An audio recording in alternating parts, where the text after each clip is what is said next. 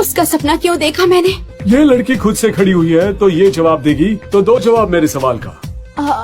मैं सवाल क्या है? एडवांस मैथमेटिक्स क्या है? मेरे हिसाब से एडवांस मैथमेटिक्स बहुत ही डिफिकल्ट सब्जेक्ट है, बहुत मुश्किल है।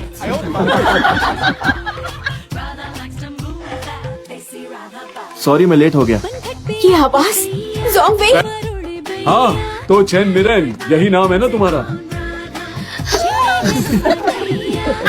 अरे ये मास्क उतारो।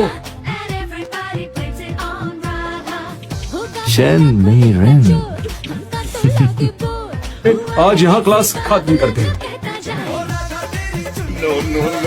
सर जरा ये प्रॉब्लम देखिए ना, मुझे ये बिल्कुल समझ नहीं आ रहा।